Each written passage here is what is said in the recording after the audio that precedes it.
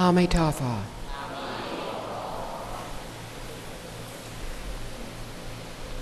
One day, a famous government official, who was also a poet, was passing along a road. He saw an old monk teaching Buddhism. This was hardly unusual, except that the monk was seated on a tree branch. The official asked the elderly monk what he was doing. After all, the monk was in a very precarious position. One wrong move, and he could fall to his death. The monk replied that the official's position was even more precarious. If the monk made a careless move, he alone might be killed. But if the official made a mistake, it could cost the lives of thousands. The official considered this and decided that it was a very good reply. He told the monk that if he could explain the essence of Buddhism in one sentence, he would become the monk's student. "Easy," said the monk. "The essence of Buddhism is to avoid all that is evil, to embrace all that is good, and to purify the mind." The official scoffed. "Is that all? Even a child of 3 knows that." The monk replied that while it was true that a child of 3 may realize this, there was no certainty that a man of 80 could practice it.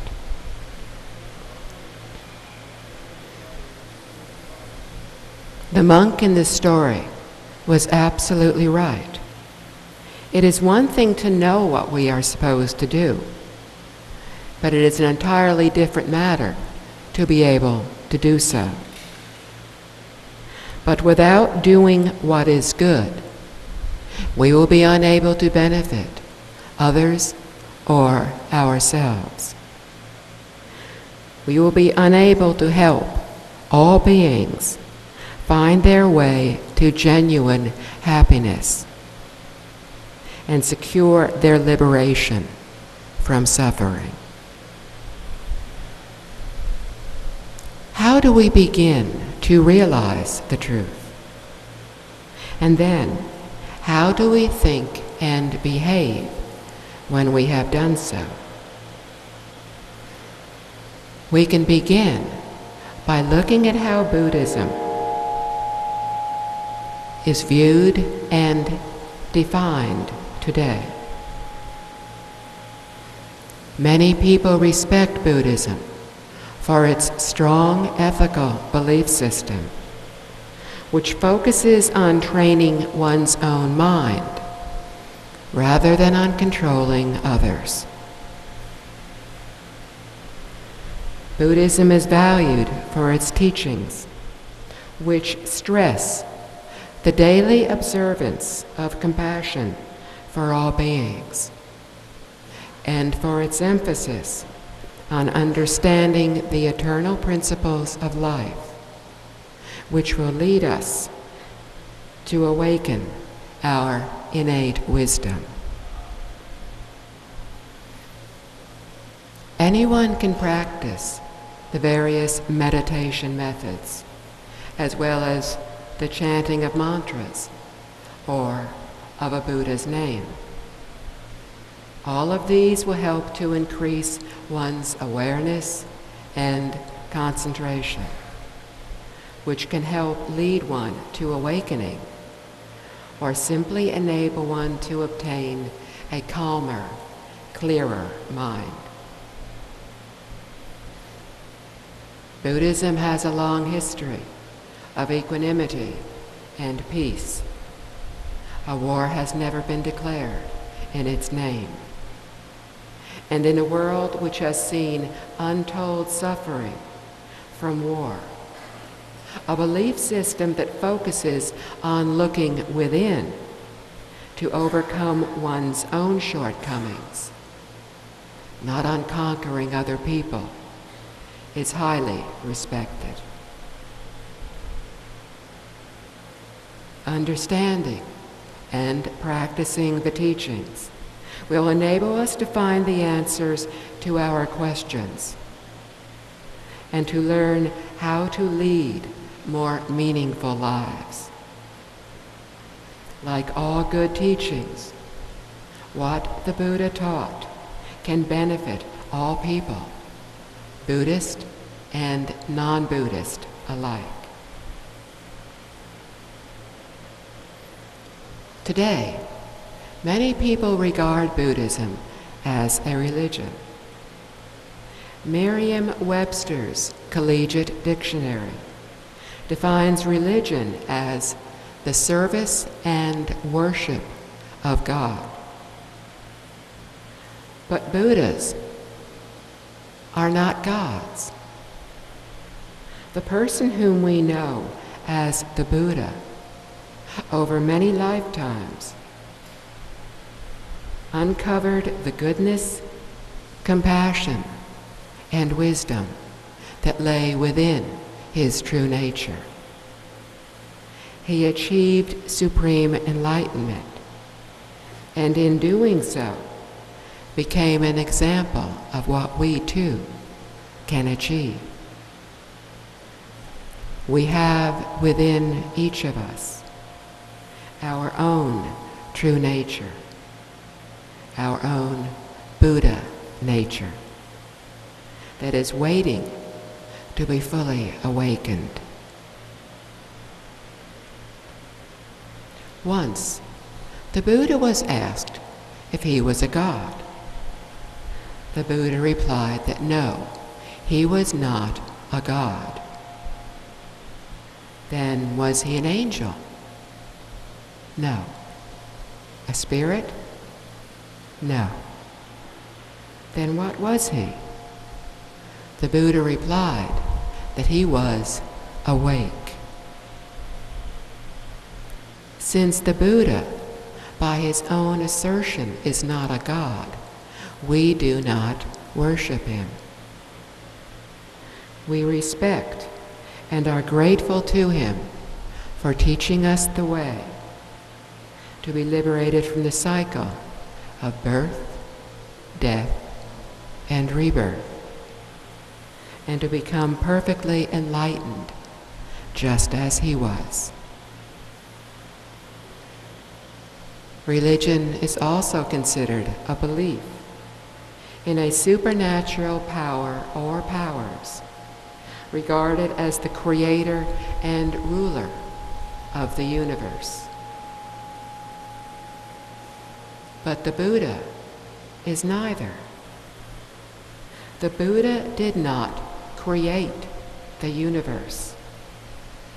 Having observed the reality of basic eternal truths, he explained that everything arises from the mind.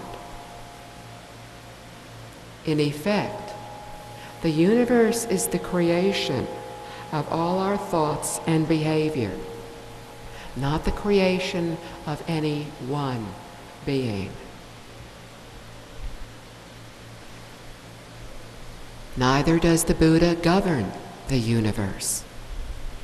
The natural law of causality determines what will happen. Simply put, we reap what we sow. If we plant the seeds for wheat, we will harvest wheat. Likewise, if we plant the seeds for kindness, for example, by caring for others, we will receive kindness in return. We have already sown the seeds, some good, some bad. Some lie dormant within us, just as others have already matured. We bear the consequences of our thoughts, speech, and actions that we initiated in the past.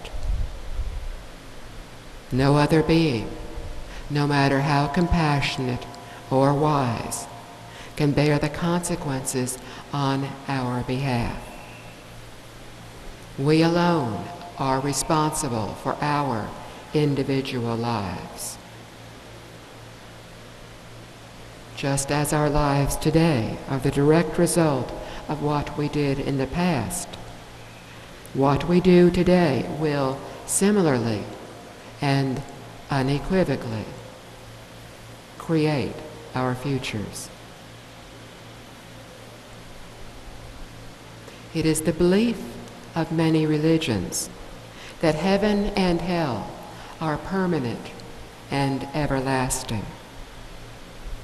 As Buddhists, we believe that while our lives in the heaven and hell realms are eons long, and may therefore seem eternal, they are not. We rise and fall through the realms of existence as our good actions help us to rise to better lifetimes, and our bad behavior literally brings us down. We rise again, only to fall yet again. We have done this over and over, innumerable times. Some lifetimes last just a matter of days. Others last longer than we can possibly imagine. But within the realms of existence, of which heaven and hell are a part, no life is permanent, and no lifetime is everlasting. Because of this aimless recycling, Buddhists seek to transcend this cycle through awakening, through enlightenment. What about the concept of Buddhism as a philosophy? By studying Buddhism in this context, people will likely fail to achieve lasting benefits because they will not practice the teachings. And without practice, no one can achieve enlightenment. Also, philosophy is just one field in school, whereas Buddhism actually encompasses and transcends every single field. In regards to time, Buddhism encompasses the past, present, and future. In regards to space, it encompasses everything from our daily lives to the infinite universe. So if Buddhism is neither a religion nor a philosophy, what is it? Buddhism is a way of understanding life and the universe, and of practicing that understanding to end unhappiness. It is a way of life and a state of mind. Buddhism is a teaching, a systematic learning of eternal truths. In the sutras, which are recorded teachings of the Buddha and occasionally of bodhisattvas, we read that he was spoken of as our original teacher. Those who listened to him were called students. When the students asked questions of the Buddha, he would often reply with another question. This was to help the students realize the answer for themselves. If the students did not thoroughly understand, or if they thought the Buddha's future students would not thoroughly understand, they would seek further clarification by asking more questions. These sessions were essentially classroom discussions that followed the pattern we call the Socratic method, a method exemplified by the Greek philosopher Socrates, who lived in Greece well after the Buddha lived in India.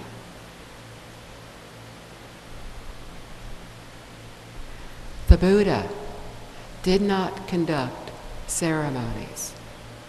He simply taught and practiced what he taught.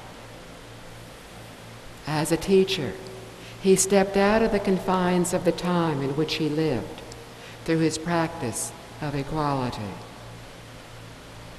Instead of adhering to the caste system, he treated untouchables with equality and respect. He accepted women as nuns at a time when women were regarded as another form of property. He was against animal sacrifice and appealed to people to respect and not harm any living creature. He lived simply and simply taught. Today, almost 3 millennia after the Buddha lived, how can we live and practice as he himself did? We can follow the teachings, but how can we, unawakened beings, determine the authenticity of whether a teaching is a Buddhist teaching? There is a simple test we can apply. We can look for the 3 universal Dharma seals. Every Buddhist teaching bears these 3 seals. Without all 3, the teaching is not a Buddhist one. In the Mahayana tradition, the 3 seals are impermanence, no self, and no wish. Impermanence and no self belong to our world of existence, to our limited view of reality. The state of wishlessness, of nirvana, is the ultimate reality.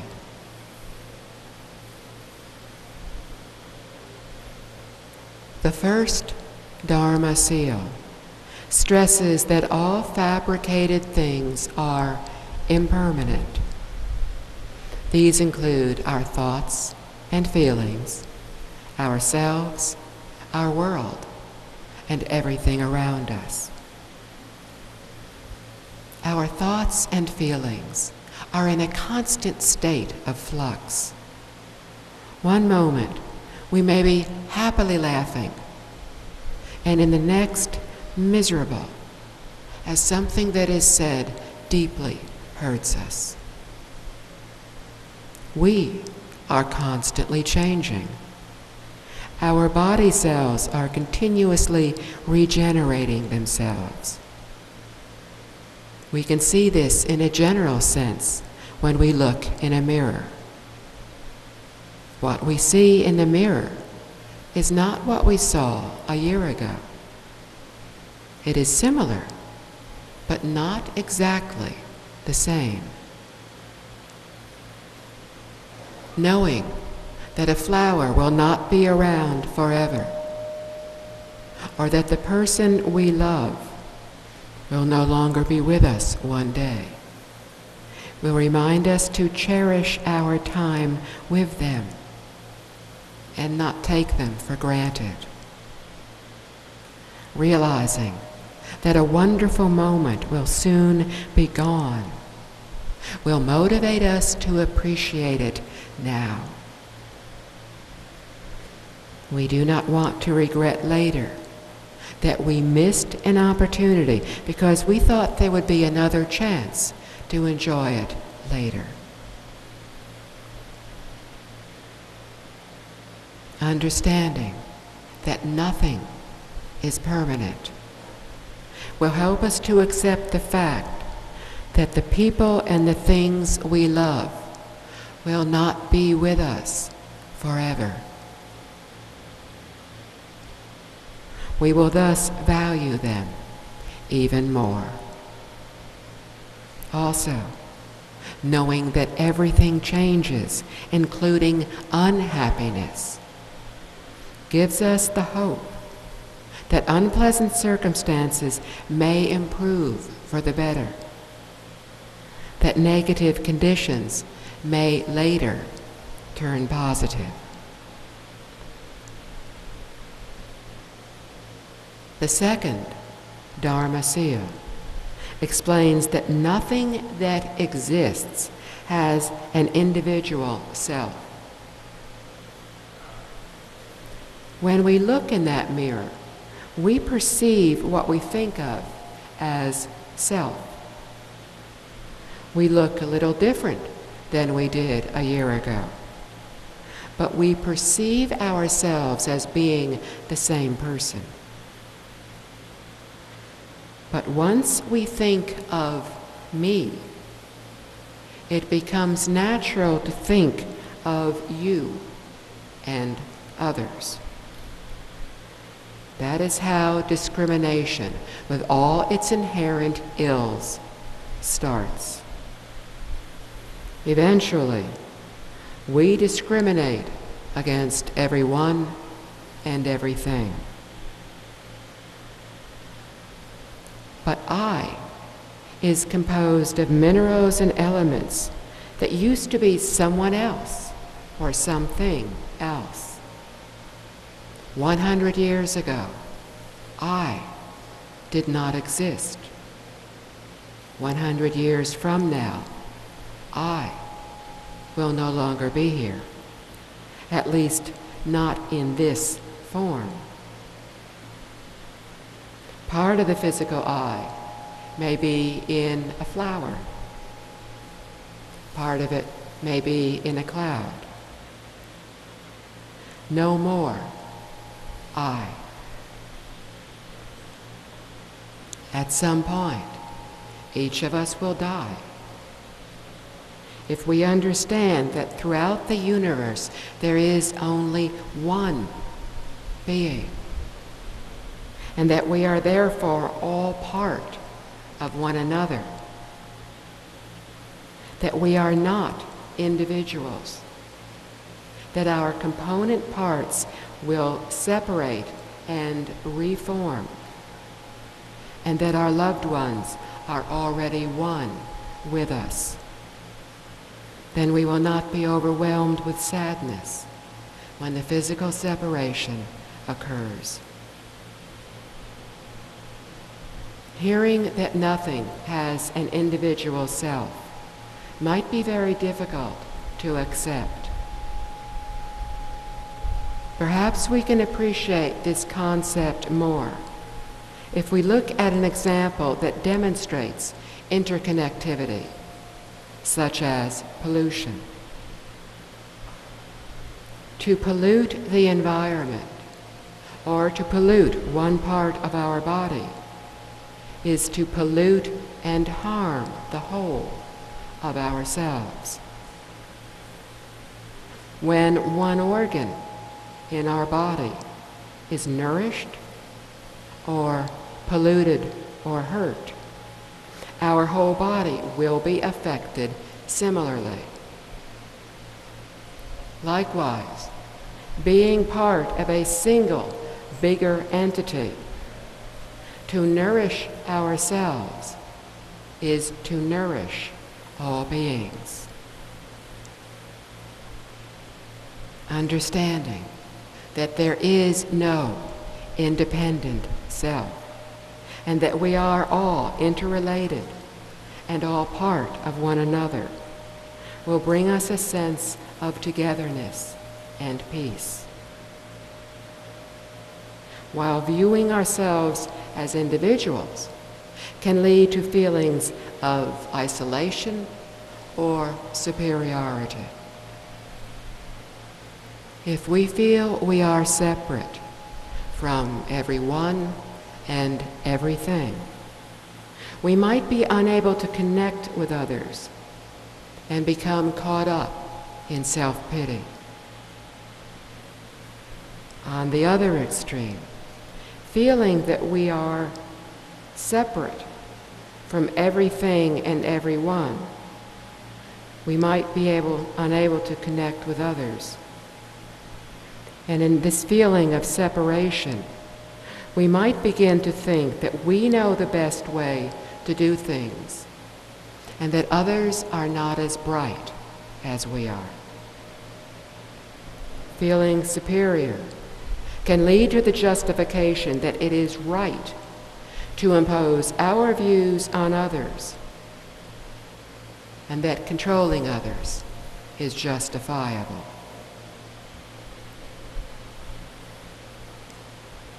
The third Dharma seal is nirvana, the state of wishlessness. Not a place or a state of nothingness.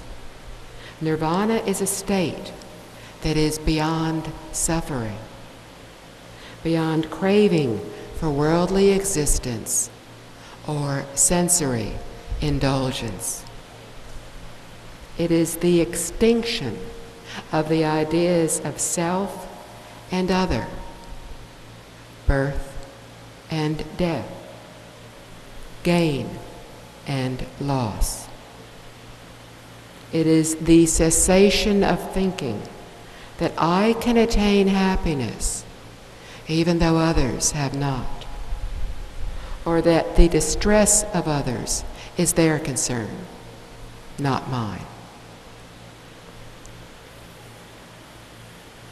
Understanding that the way to ultimate liberation is nirvana, we will understand that happiness is not found in a materialistic, self-centered existence.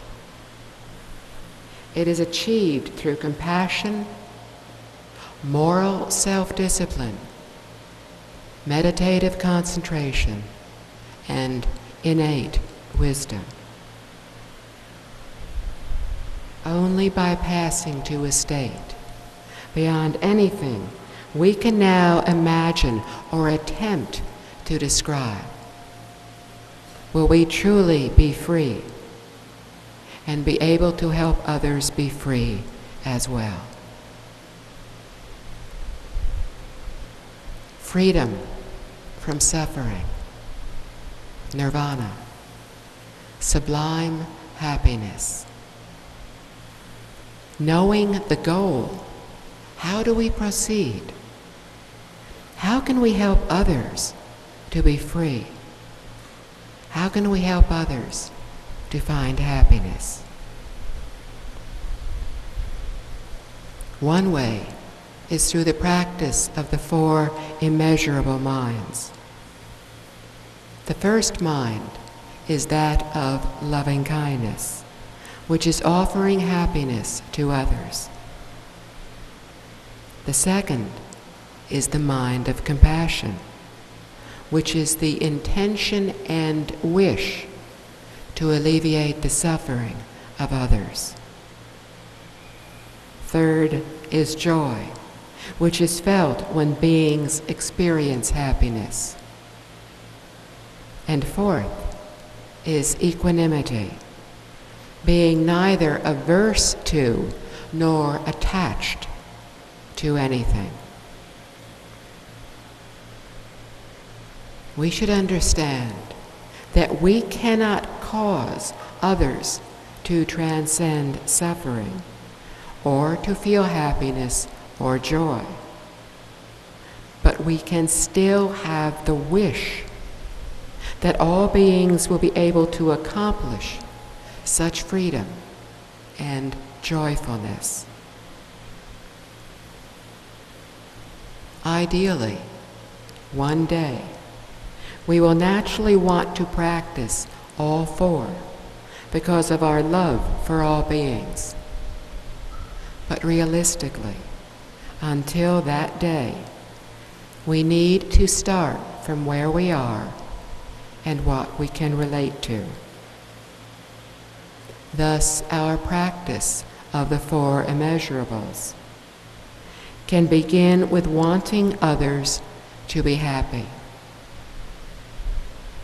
Gradually, this can progress to wanting them to attain joy.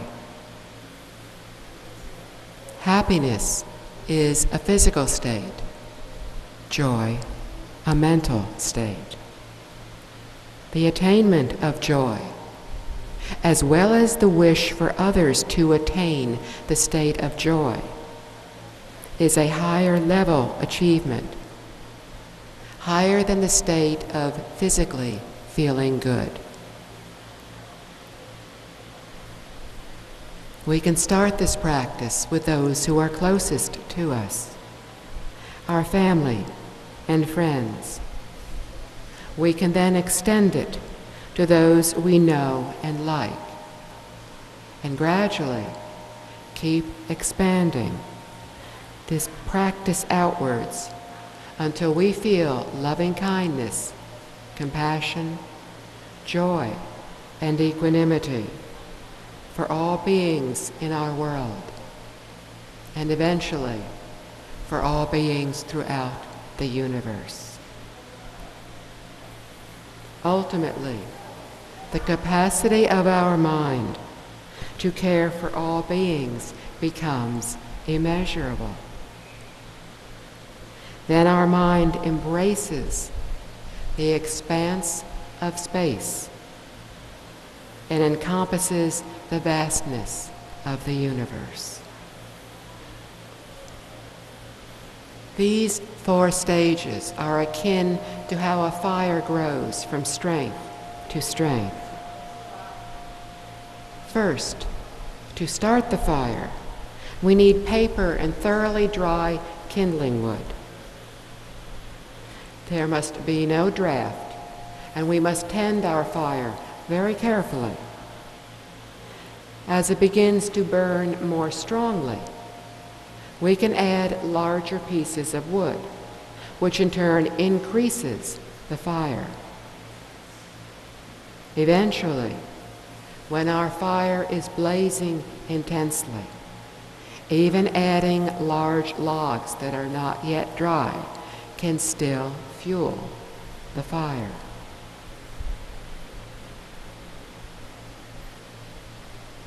The first mind is loving kindness. This is the practice of selflessness, where we constantly seek to benefit others and to help others find happiness. When we wish to hurt another, we are experiencing anger, waiting for an opportunity to inflict harm on that person. We are experiencing animosity. When animosity continues for a long time, it becomes hostility.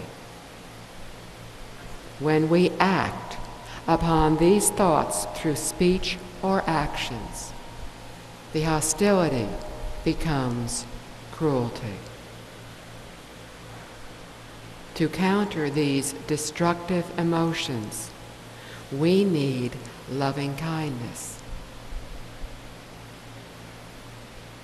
To offer happiness to others, we need to know what they want. And for this, we need to listen and understand. If someone tells us that they do not need or want something, but we insist on giving it to them, we are offering frustration and irritation, not happiness. If they wish for nothing, then giving them nothing is the offering of happiness. We should try to give others what they wish for, as long as it is not harmful, even if it is something we personally do not want. Our personal desires or opinions simply do not always reflect what other people want. So often in our wish to make others happy, we project what we like onto them. Our intentions may be good, but without wisdom, the best of intentions can backfire, exasperating others and disappointing ourselves. To offer happiness, we need to set aside the thinking that others wish for what we wish for, and instead provide other people with what they truly wish for.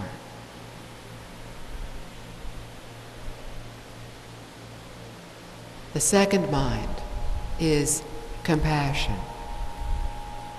or the wish and intention to alleviate the suffering of others.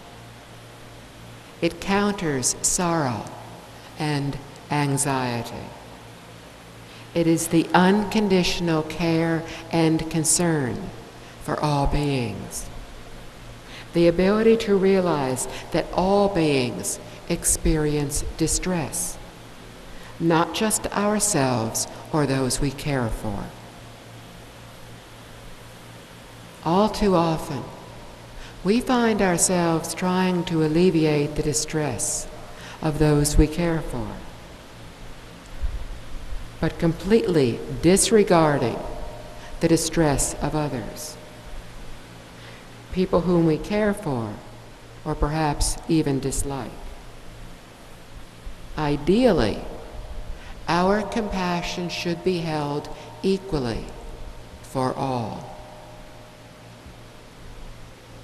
This practice can be very powerful. Many of us have someone in our lives who seems determined to cause us problems. For instance, this person might be a supervisor who asks us how we would do a certain task. We would spend time searching for the best way to accomplish the task, and then present our recommendations. But inevitably, the supervisor would disregard our suggestion and do just as he wishes. This can be extremely frustrating. But if we take the time to look carefully, we might well see that our supervisor is, in turn, under a great deal of pressure from his supervisor, who constantly loses her temper. Under the constant threat of verbal abuse when anything goes wrong, our supervisor will naturally do what he feels most safe with. He is someone who truly needs our compassion, for he is constantly worried about being criticized or embarrassed, especially in front of others. By understanding his true situation, we can begin to feel some compassion for his constant distress. In this and other situations, we can try to have compassion by understanding how the other person is feeling. It is not necessary to have experienced exactly what they are going through, or to become immersed in the situation with them. we will accomplish nothing if we empathize so completely that we are unable to effectively help them. Instead, we need to remain clear in our thinking and reactions. If someone is drowning, jumping in not knowing how to swim will not help. What we need to do is save her from drowning. To do this, it is not necessary to experience the exact same situation as the one she is experiencing. We need to calmly find a way to fix the situation, using our own experience and wisdom to guide us.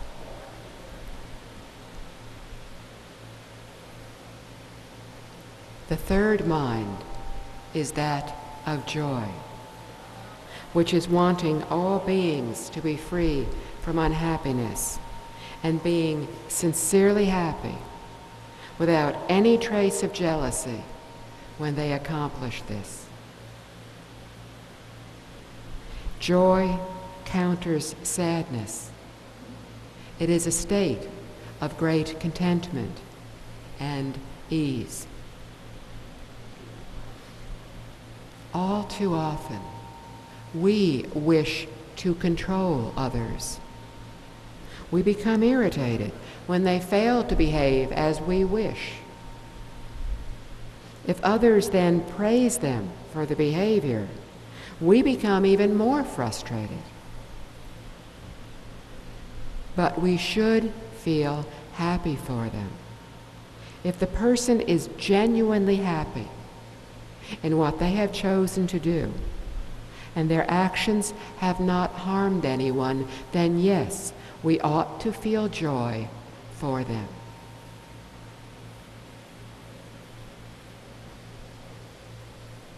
The fourth mind is equanimity, which is letting go. It counters attachment and aversion. It is to stop clinging and to no longer judge or discriminate. It does not mean that we do not love.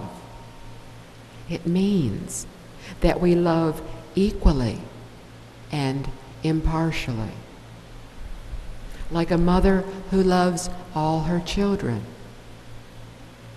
Loving every one of her children does not mean she is indifferent to what her children feel or do.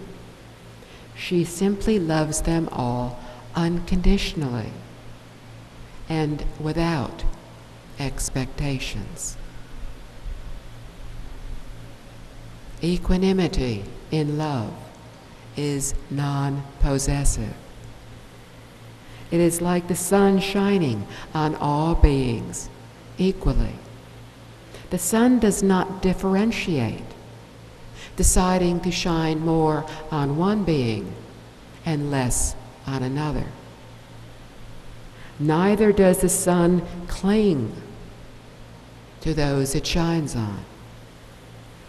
It shines on all it sees with warmth and brightness equally. When we can view everyone with equanimity, we will understand that people are who they are.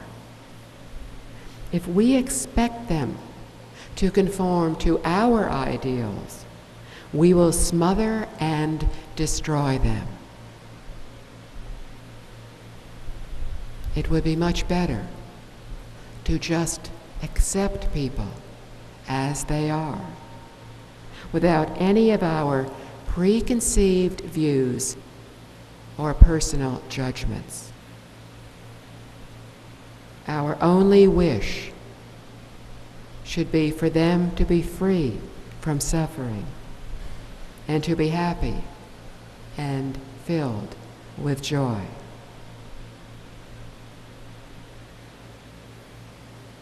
Developing the 4 immeasurable minds requires much time, enthusiasm, and dedication. Although our 4 minds today may seem to be very small and narrowly focused, their gradual expansion will help bring others immeasurable joy as our loving kindness, compassion, and equanimity continue to broaden to eventually encompass the whole universe. But we need to remember that as we expand our hearts outward to care for others, at the same time we need to focus our minds within to train ourselves. This may seem daunting, but the Buddha provided us with 5 precepts to guide us on our way. Not just for Buddhists. These precepts are fundamental to the major spiritual traditions and ethical teachings in our world today. The first precept is to refrain from killing. It is not the principle itself that people disagree on, but rather its interpretation. Some believe that abstention from killing only refers to not taking the life of another human being. Others feel that it is wrong to kill both people and certain animals, but all right to kill insects. Still others believe that to intentionally take the life of any living being is wrong. All these are interpretations of not killing. In Buddhism, not killing is the reverence for all life and is founded on compassion. All animals fear death and experience pain when hurt. Understanding this, we can try to be mindful in everything we do. We do not want to inadvertently hurt or kill another living being. For example, we can try to be aware of where we are walking so we do not carelessly step on living creatures. By keeping our homes clean, we attract fewer insects and mice, which reduces the likelihood of having to deal with removing them. If we do have mice, for example, we can use traps that capture them alive and then free them in a safe area. Why go to all this trouble? Why not just kill them and be done with it? Isn't it natural to kill lower life forms and insects? In our ignorance and arrogance, we incorrectly believe that we are superior to animals. But within every being is a true nature that is identical to that of all Buddhas. These enlightened beings have uncovered their true nature. Ours remain buried deep within us. When we finally awaken and uncover our true nature, we too will attain enlightenment and become Buddhas. Since all beings have this true nature, we are by nature equal to one another. Our lives are different due to the different causes we planted in our innumerable lifetimes. All these causes are stored in our most subtle consciousness. When certain conditions are right, certain causes will mature, bringing forth corresponding consequences, while the others will remain dormant. In this lifetime, the causes we planted to be the person we are have matured. The causes an animal planted to be born as that particular animal have likewise matured. Next time, our roles could be reversed. As we progress in our practice of not killing, and compassion, the objective is not to give rise to a single thought of irritation, much less to anger. Compassion must be experienced and felt, not just understood on an intellectual level. Only when compassion and gentleness are an active part of our being will we stop reacting out of anger and hatred. Left unchecked, anger and hatred will eventually result in killing.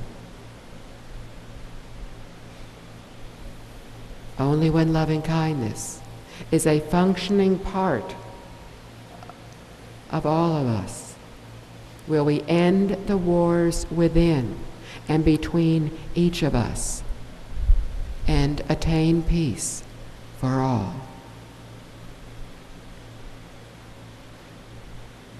Often in discussions about the precept of no killing, people ask if Buddhists, all Buddhists, are vegetarian.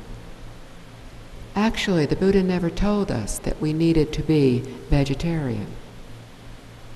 When he and those who were with him went on their alms round into a town to silently request food, people would sometimes place meat in their alms bowl.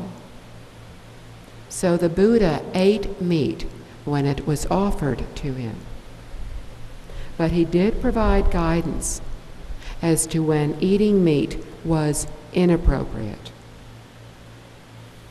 Buddhists are not to eat meat if we see the animal being killed for us, hear the animal being killed for us, or if the animal is killed specifically for us. Whether Buddhist practitioners choose to simply follow these 3 rules, or whether they decide to become complete vegetarians, often depends on environmental conditions and on specific cultural traditions. No matter what the reason is for not eating meat, many studies have concluded that vegetarians generally enjoy healthier lives and live longer.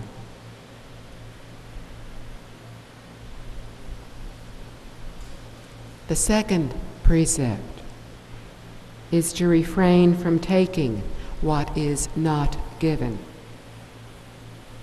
By not taking anything without permission, we will be free of nagging thoughts of having done something wrong. even if an object appears not to belong to anyone. Taking it will break this precept. Not stealing also includes paying others a reasonable and fair wage for work that is done, treating others fairly in a business, and returning borrowed items in a timely fashion. Just as the deeper meaning of abstaining from killing is compassion, the deeper meaning of not stealing is giving.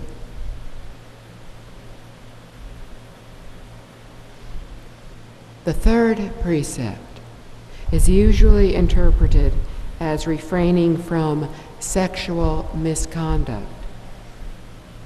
But this precept is actually addressing any sensory indulgence, craving for food, sensations, and much more. Not just sexual misconduct. Sensory indulgence distracts us from our inward search to find lasting happiness and freedom. It wastes our energy and leaves us with escalating wishes. We should not allow ourselves to be controlled by our senses. Instead, we need to refrain from indulging our senses. This will help us to feel more in control of our lives, to be more self-confident.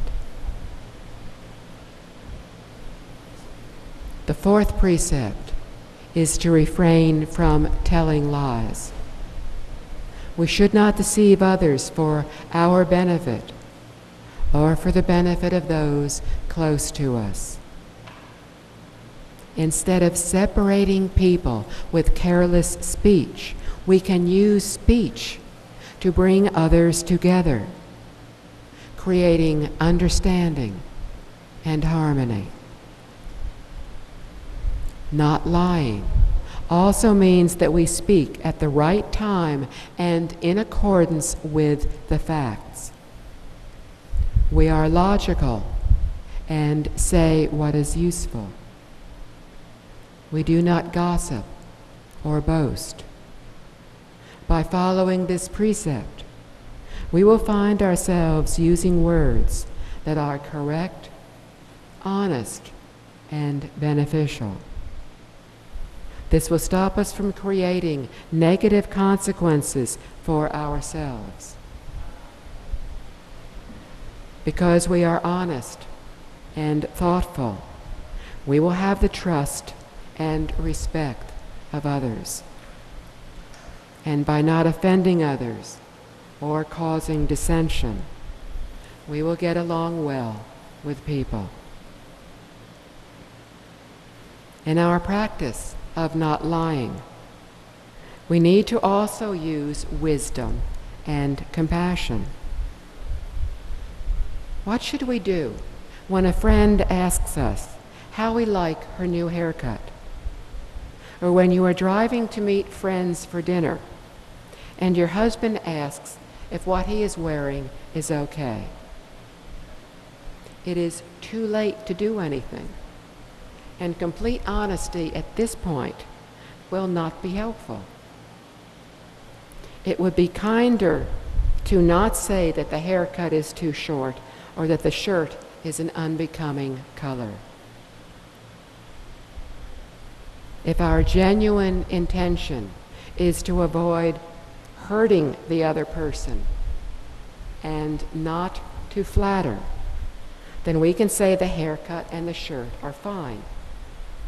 Afterwards, we can try to find the right time and way to say that the former haircut was perhaps more flattering and the shirt is not very becoming. For this, we need to find the right time. Precepts are not to be adhered to merely on a literal basis. We need to understand their logic so as to better judge how to wisely follow them. If we understand the intention behind a precept, we will be better able to adhere to its inherent meaning when encountering challenging situations.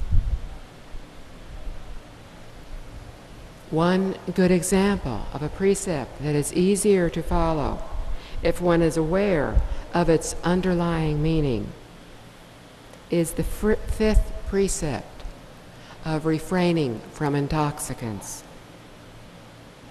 This precept is not universally held, but the Buddha gave it to us in the hope that we would not take anything that would impair our judgment or that would lead us to harm others or ourselves. It is already difficult for us to abstain completely from killing, stealing, sexual misconduct, and lying. All of them encompass our thoughts and verbal and physical behavior in some combination. Although we can usually manage to control our behavior to some degree, restraining our thoughts is more difficult. When impaired judgment and reflexes reduce our mental restraint, which is what happens when we indulge in intoxicants, then taking them can result in our heedlessly breaking other precepts. Some people may ask, what is wrong with drinking one glass of wine with friends or having a beer with dinner? They may feel that it is okay and believe that one drink does not impair their judgment. But others might respond that this is setting a bad example for our children and those with us, and that ultimately it impacts our ability to awaken. We also need to be wary of toxins, the consumption of toxins in what we see and hear. The toxins of violence, hatred, and fear in television programs, movies, books, and the internet are just as influential and damaging.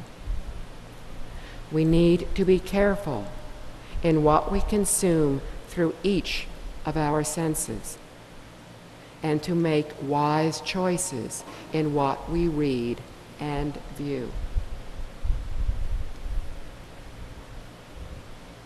Precepts are not designed to prevent us from having a good time.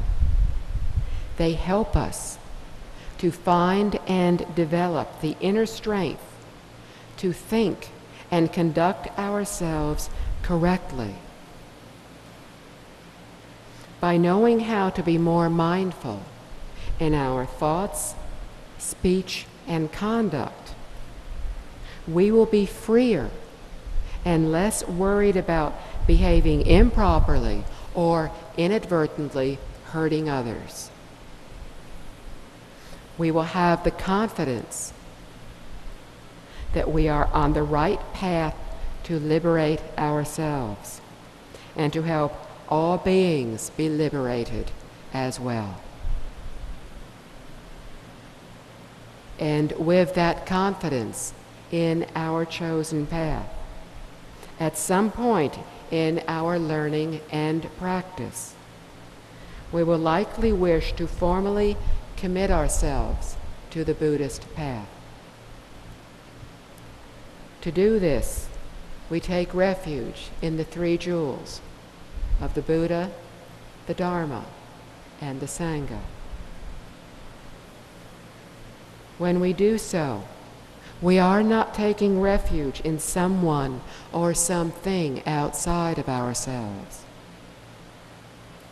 The three jewels represent virtues that are already within each of us, and thus taking refuge in the three jewels is to return to the sanctuary of our own true nature, to our own innate virtues and goodness.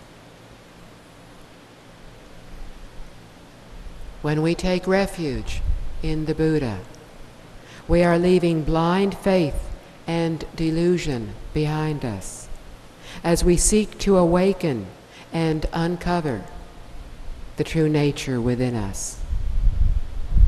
The Buddha was an ordinary man who attained supreme enlightenment. He wisely understood the causes of pain and unhappiness, and compassionately showed us the path he had taken, so that we too might break free from suffering. Each of us has the same true nature as the Buddha. Each of us has the potential to look within and return to that true nature. The choice to do so is entirely up to us. To take refuge in the Buddha is to make a commitment to ourselves, to our inner Buddha nature. That commitment says that we will do everything we can to awaken and to uncover the inner goodness, compassion, and wisdom that lie deep within us. When we take refuge in the Dharma, we are returning from incorrect views to right views and correct understanding.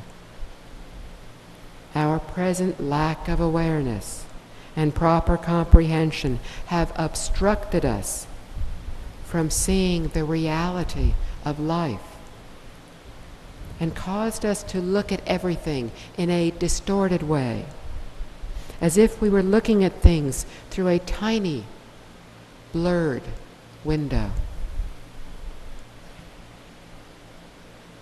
When our minds become pure and our thoughts, our misperceptions are replaced with right understanding, we will give rise to wisdom and will be able to see everything clearly.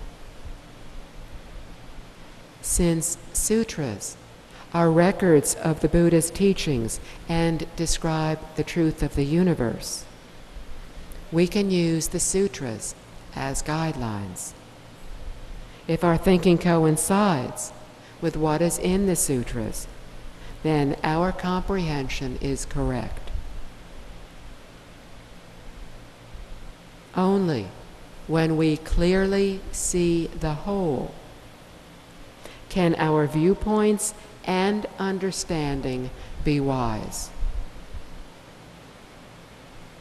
The teachings of all Buddhas flow from their true natures. They teach us how to let go of benefiting solely ourselves, to attain purity of mind, to see life clearly, and to become enlightened.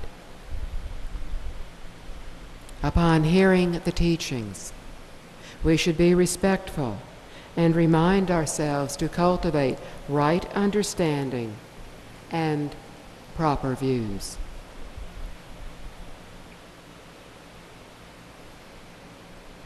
When we take refuge in the Sangha, the community of those who practice the teachings, we are returning from pollution and dissension to purity of mind and harmony. As we associate with those who practice understanding and loving kindness, and who feel and practice as we do, we will begin to learn from them. Currently, our minds, spirits, and bodies are impure. The Buddha taught us that everything is a reflection of the mind. Everything, therefore, arises from the mind. In other words, from our thoughts and feelings. When our minds begin to clear, allowing us to see and understand why things happen, we will stop judging others and cease wanting them to meet our expectations. As we interact with others and handle situations more harmoniously, we will begin to be content with who we are. Sincerely taking refuge in the three jewels will help us to restore the perfect wisdom and virtues of our true nature, so that we can attain clarity, freedom, and genuine happiness. It is best to take the three refuges with a monastic who you think will be a good mentor to you, someone who you can learn from, seek assistance from, and be associated with. If, however, you have no access to a monk or nun, you can take the refuges yourself as an alternative. When you do take the refuges with a monk or nun, remember, he or she is simply passing on the vow to you and serving as a witness. You are not taking refuge in that individual.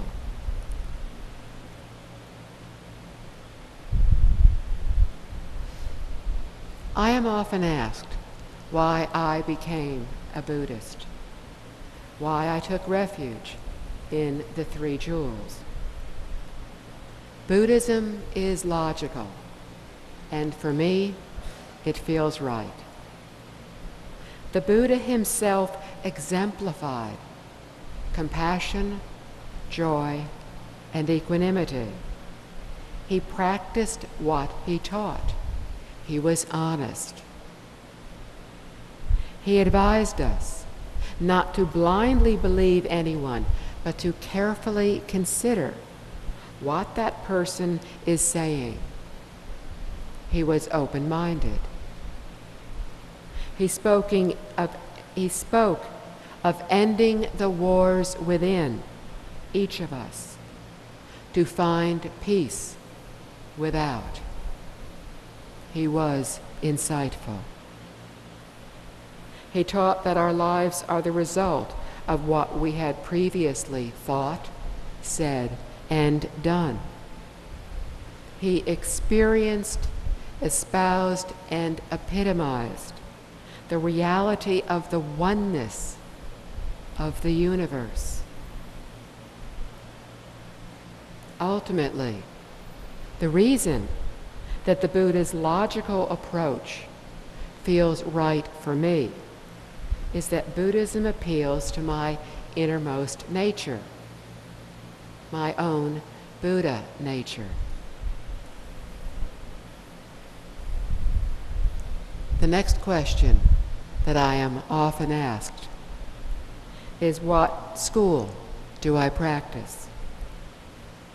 My practice is the Pure Land School of Mahayana Buddhism, which is widely practiced here in Asia. Though still in its formative years in the West, its roots go all the way back to ancient India. Many people generally think in terms of only one Buddha, Shakyamuni, who lived about 2,500 years ago. But since any sentient beings can awaken, and innumerable beings have, there are innumerable Buddhas.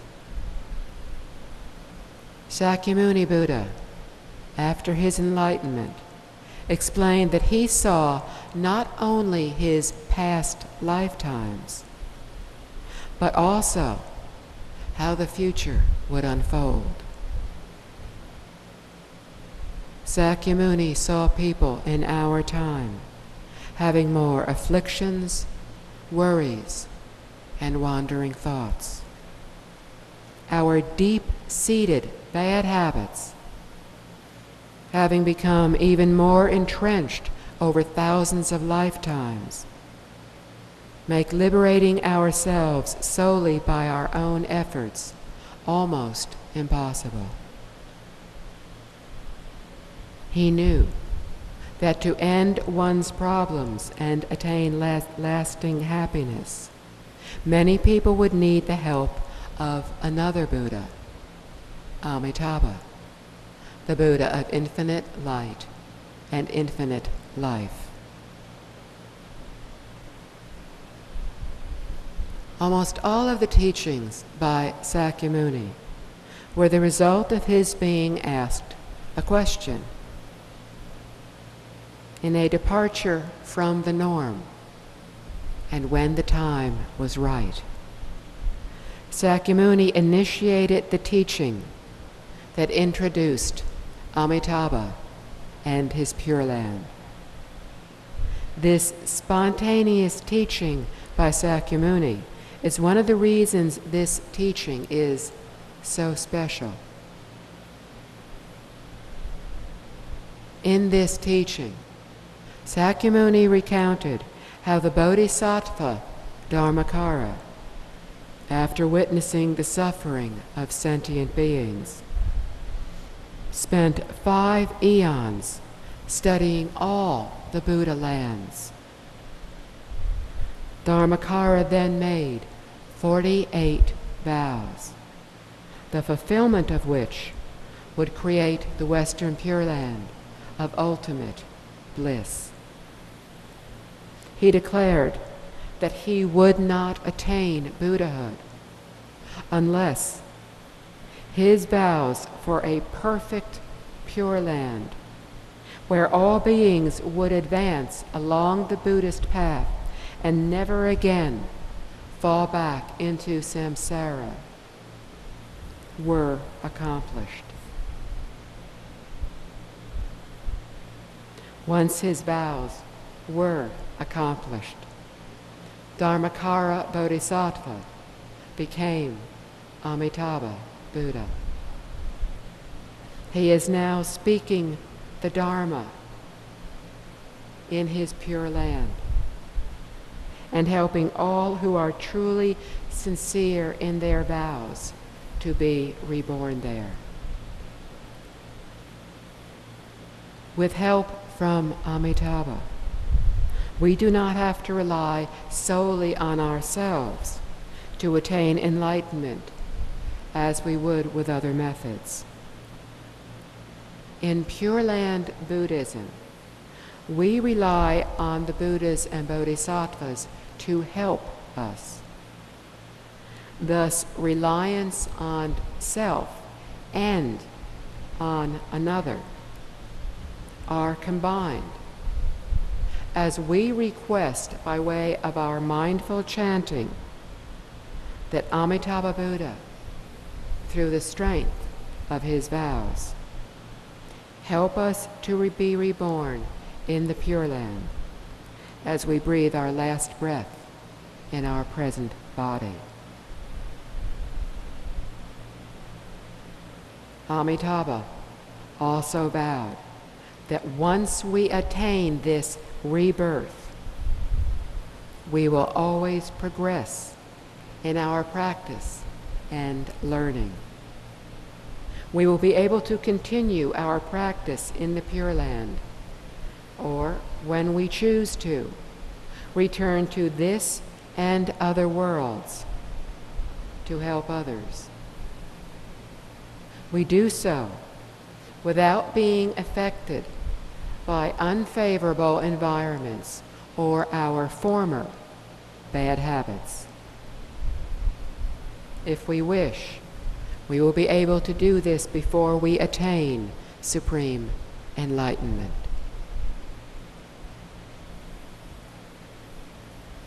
Amitabha Buddha's Pure Land has innumerable wonders and advantages, all of which arise from the great vows, deeds, and purity of all the beings there. Through his vows, Amitabha helps all beings create the causes to plant the roots of goodness. With his deeds, he creates the conditions for beings to accumulate merit. With his purity, he has created a pure land, one that is free from pollution, anger, and intolerance. It is a land of peace and serenity. It is a world of equality, joy, and beauty. In comparison, our world is one of delusion and suffering, filled with worry and anxiety and fear.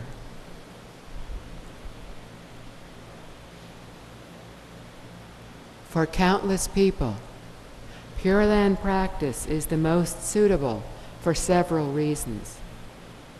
First, it is relatively easy to practice in almost any environment, alone, with other practitioners, or even amid everyday life.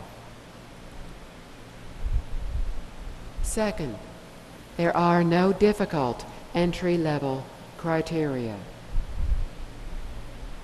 Even if one's abilities and knowledge are modest, with belief, vows, and practice, we will be reborn in the Pure Land.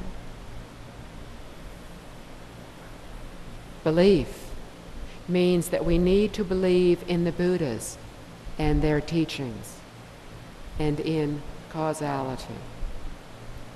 We need to believe in ourselves, and that we have the same true nature as the Buddha. We need to believe that by living a moral life and by being mindful of Amitabha Buddha, we will be reborn into the Western Pure Land and become a Buddha in one lifetime.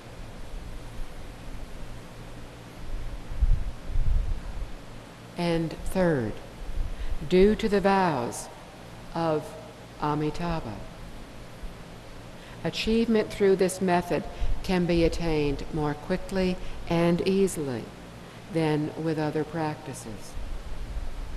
We can understand this better through an analogy. We come to a river that we wish to cross. We can swim across, but our baggage is very heavy and the water is treacherously deep. Alternatively, we can get on a boat that will quickly and safely take us and our baggage to the other shore. Symbolically, the other shore is the achievement of enlightenment. The baggage we carry is our deep-seated bad habits and negative karmas accumulated over uncountable lifetimes. And the boat is Amitabha Buddha's compassionate will. The ticket to board the boat is belief, the sincere vow to be reborn in the Pure Land, and practice, which includes leading a moral life and mindfully chanting Amitabha.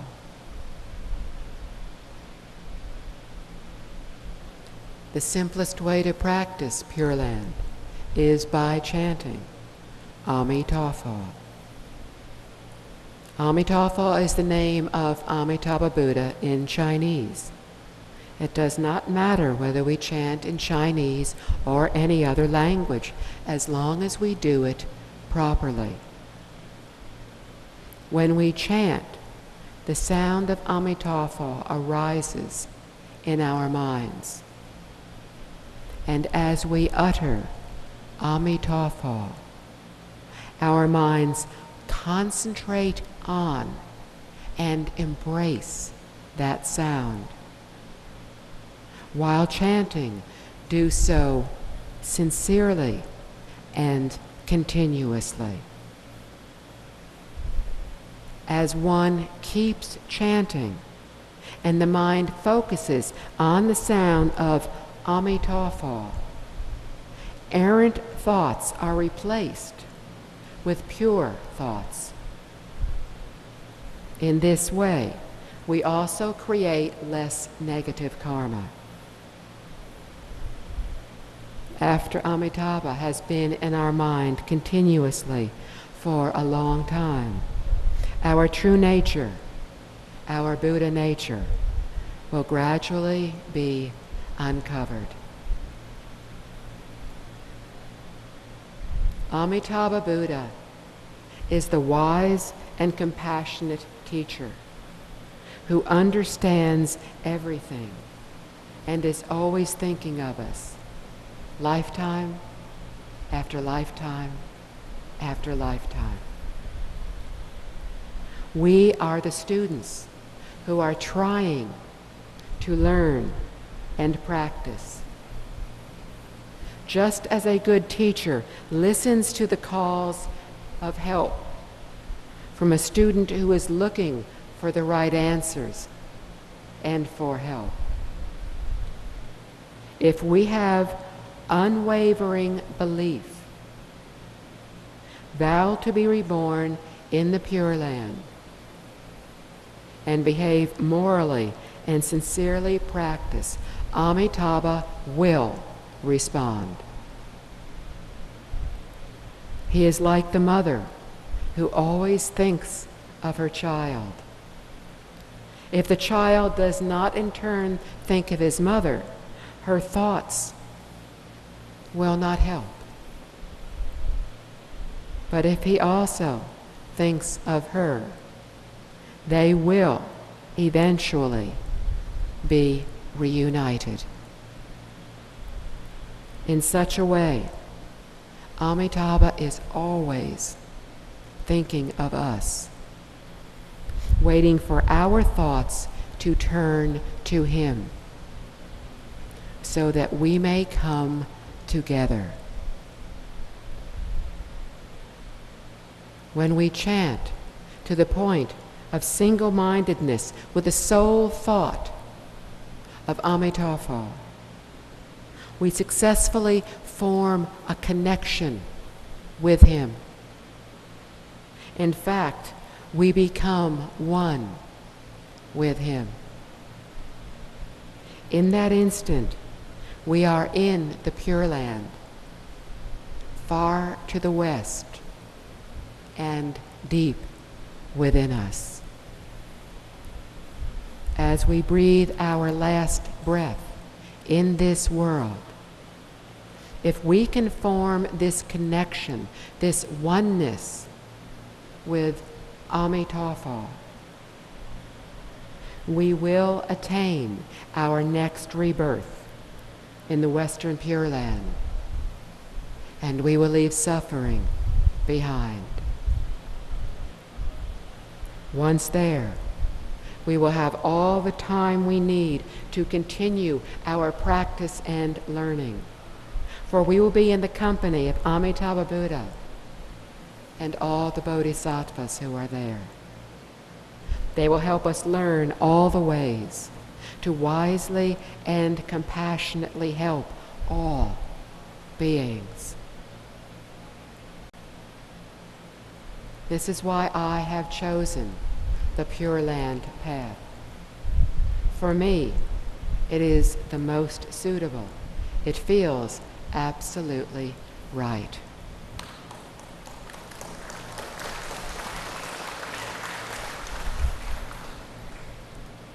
The old monk, in the beginning of this book, summarized the teaching of the Buddha as avoid all that is evil, embrace all that is good, and purify one's mind.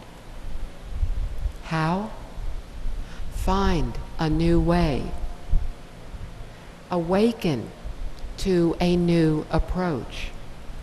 At every moment of our lives, we have a choice. Everything we do will impact others. Everything will eventually come back to us, full circle.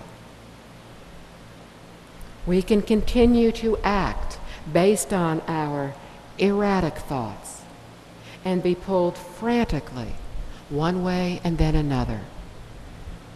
Or we can calm our mind and broaden our heart with compassion, discipline, concentration, and wisdom. We can discover the innate goodness that is already within each of us. We can awaken to the Buddha within. Amitabha.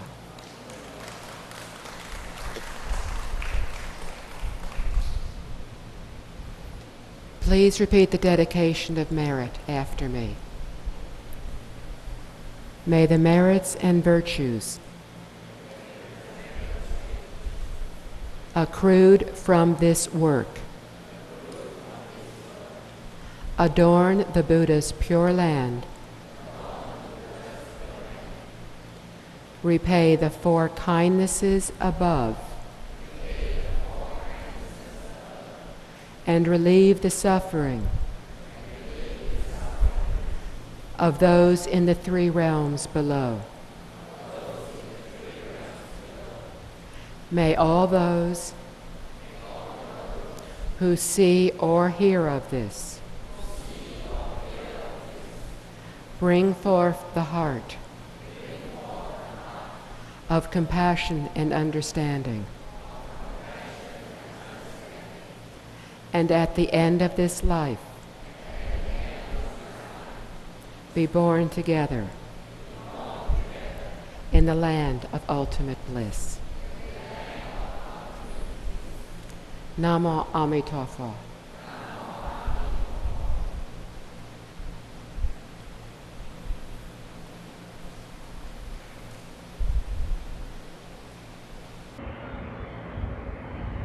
Amitabha.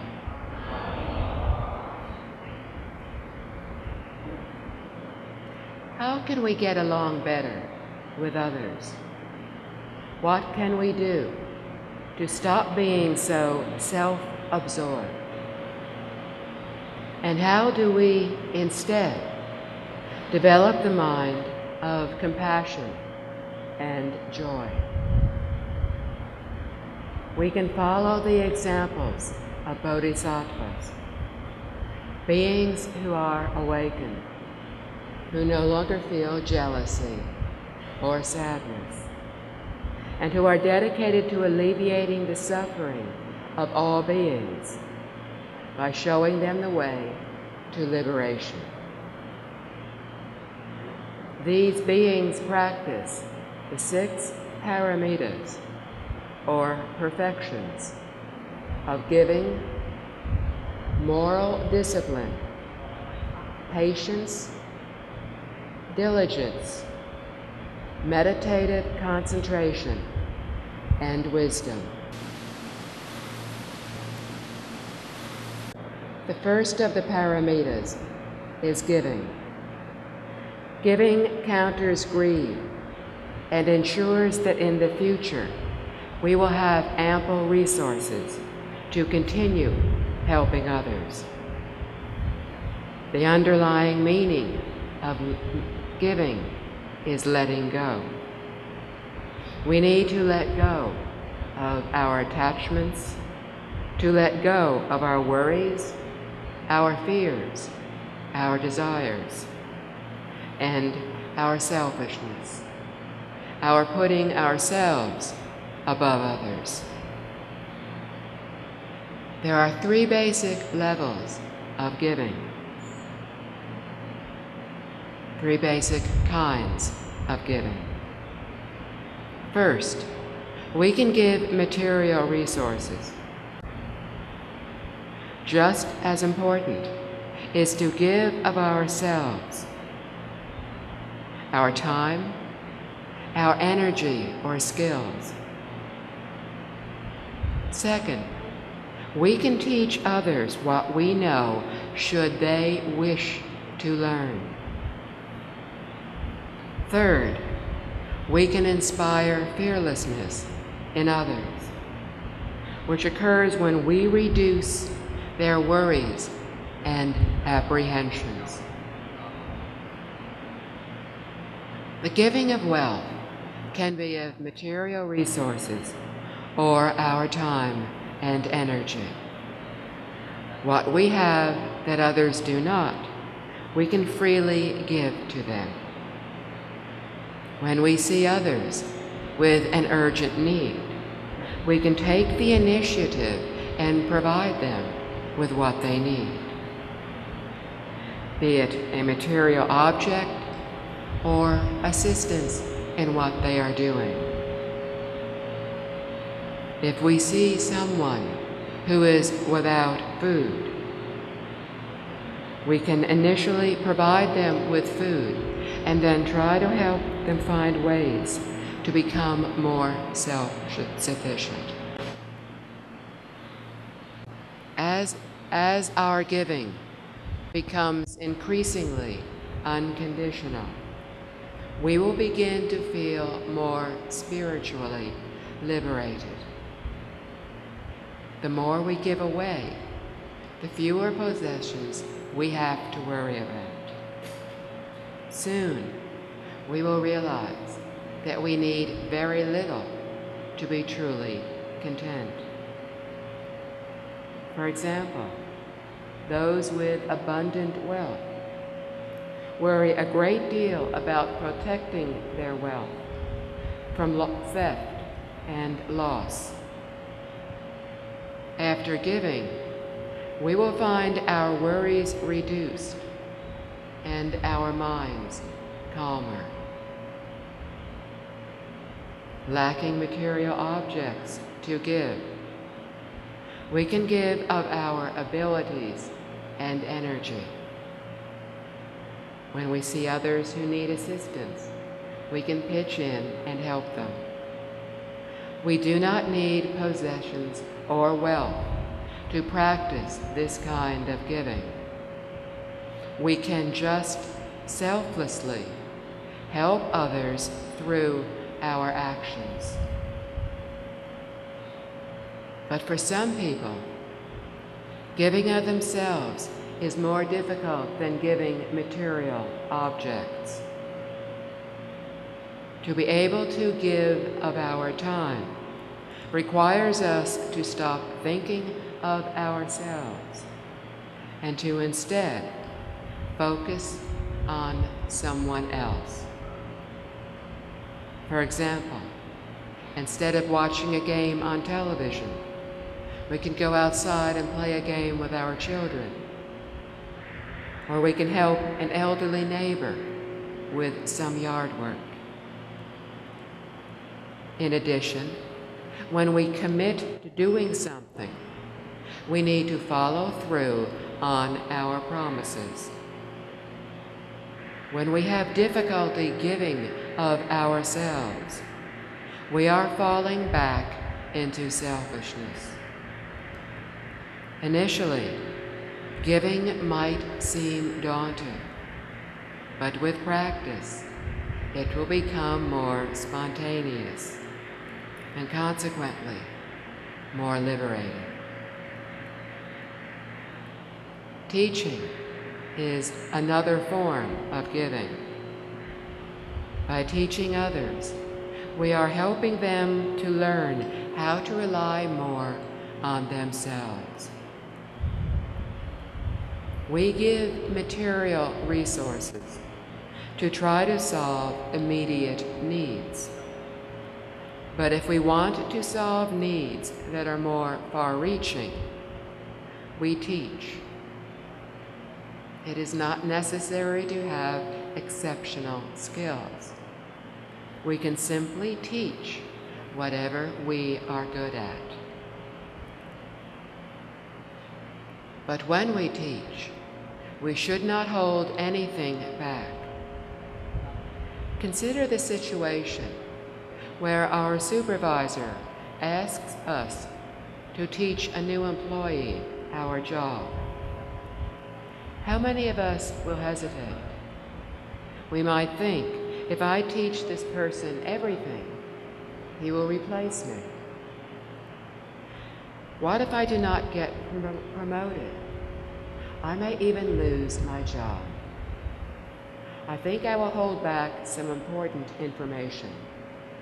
Then I will remain indispensable, and my job will be secure. Or we may be asked for our recipe to that wonderful lasagna that we alone know how to bake. Along the same selfish lines, we think, if I teach this person how to make my lasagna, people won't rave about mine as much. I'll leave out an important ingredient. That way, I will keep my reputation as a wonderful cook. This is not giving. This is selfishness. When others wish to learn, we should teach them everything we know to the very best of our ability.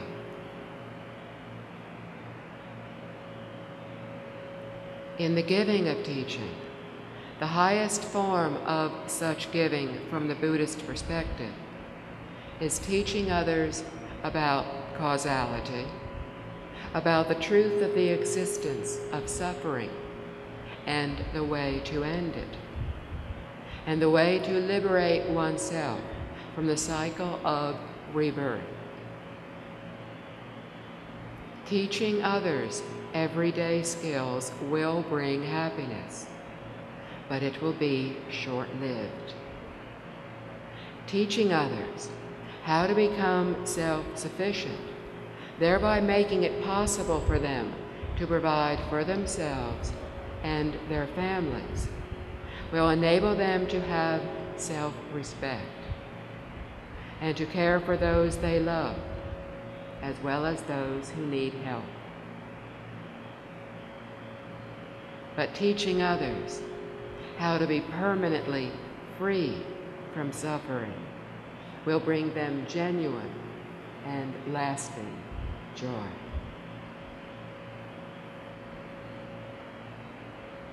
The last kind of giving is that of fearlessness. This form of giving removes the insecurities, worries, and fears of others, whether the other is human or non-human. As humans, we are afraid of many things. We are afraid of losing those we love, being alone, becoming ill, dying. We worry that we will not be able to provide for our families and ourselves. We worry that we will not live up to the expectations of others or to our self-image. When we see others who are likewise afraid or uneasy, we can help to alleviate their concerns. The giving of courage can be the sharing of a kind word, the giving of our strength and stability, or our understanding. Even a simple smile is the giving of fearlessness. When we relieve the worries and fears of others and help them to feel more secure, they will be able to find peace and self-respect. Whatever we do, we should focus on that other person.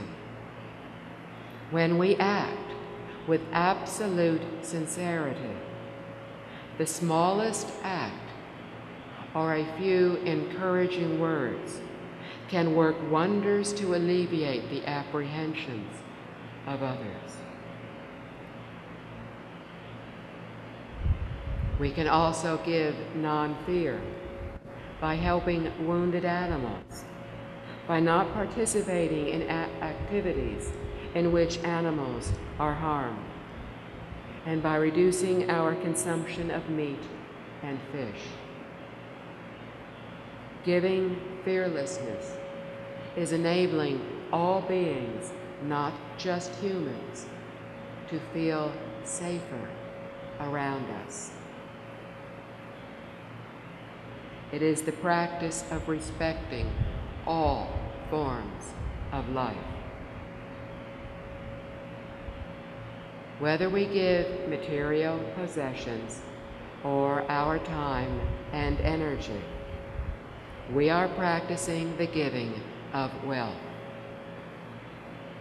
As Buddhists, we believe that those who have wealth now were generous in the past, and those who give wealth now will have wealth in the future. If we teach others today, we will be wise in the future. By giving fearlessness, we will have long, healthy lives. The giving of intangibles, of fearlessness, of teaching, of our abilities and energy costs us nothing, but it has the potential to change ourselves and to help others. But if we give with some expected return in mind, then what we receive will be limited. When we learn to give without thoughts of what we will receive, the return will be much greater, because we will be giving from our true nature. One of our major challenges to becoming awakened is greed, which results in our clinging to things, people, and ideas. The best way to counter greed is through giving. Ideally, we would want to start with what is most difficult to give. But since this is very hard for most of us to do, we can start more modestly. What is important is how we give. If we feel that we have made a sacrifice, then we have not truly given. Neither have we given if we constantly think of what we gave. or even wish that we still had it. We may have given in the physical sense, but mentally and emotionally, we are still clinging to the object. This is not giving. If, on the other hand, we spontaneously give something